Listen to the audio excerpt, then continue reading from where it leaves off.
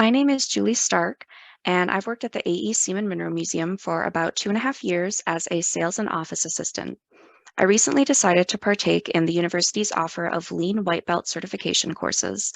If you're a list maker and a note taker like I am, some of the decision-making tools you learn while going over root cause analysis and finding the source of the problem are really helpful to give you a visual representation of the problem you're trying to solve.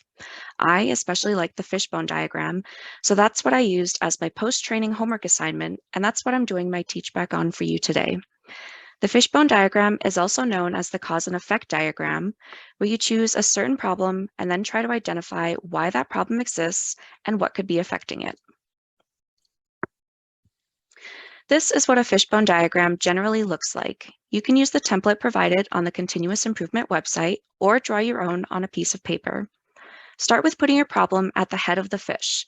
This is the question you are going to be brainstorming about and coming up with reasons that may be causing that problem and other factors that may be affecting or exacerbating the issue. For my post-training assignment, I chose something simple that we were wondering about at the Mineral Museum. For some reason, we had tons of minerals in the shape of an egg, and they just weren't selling. So my fishbone diagram's head was, why aren't mineral eggs selling? Next, you can choose to add headings to each section of the fish's skeletons. These headings may help you to brainstorm your cause ideas into categories such as people, materials, method, process, measurement, environment, or machines and tools. This is an optional step, and some people can find it limiting to the brainstorming process. You can also brainstorm first and then sort your ideas into categories after if you prefer. For my post-training assignment, I did include the category headings to start, and I used people, materials, process, and environment.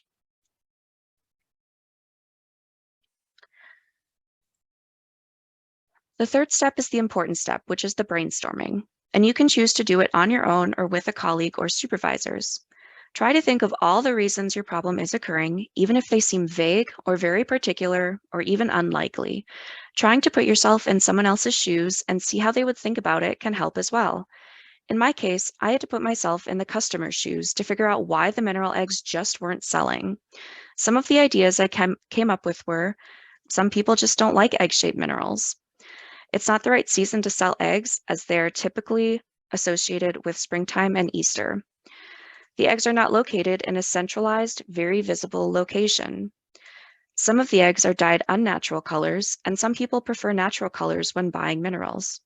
And some eggs may just need an update in price. The diagram can be as simple or as complex as you like. You don't have to fill every bone of your diagram, but the more ideas you have, the more nuances you can pick out on what is causing your problem or exacerbating it. Most likely, there isn't just one reason, and you will have to look at a variety of things to figure it out. Once you have your brainstorming session, you can look at all of your ideas and try to look for some things that you could try changing, or some ideas that seem more likely than others to be the cause or causes of the problem. For our mineral eggs, my supervisor and I decided that it hadn't been the right season. The eggs were spread out and placed with other minerals of their type instead of all together in a specific egg spot, and we could probably squeeze the price down on some of the eggs in order to make them more appealing to customers. So we made some changes.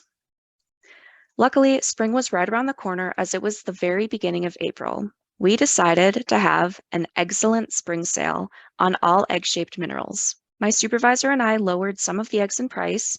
We selected a location in the gift shop that was centrally located and visible from the entrance to display all different types of mineral eggs, and made a sign advertising 15% off all mineral eggs for the month of April. We wound up selling approximately 45 mineral eggs and 12 glass eggs, which is pretty good for a month-long sale. We still have plenty of mineral eggs, but now we have a plan for next spring and some other ideas to try to get them to sell. Thank you for looking at my presentation.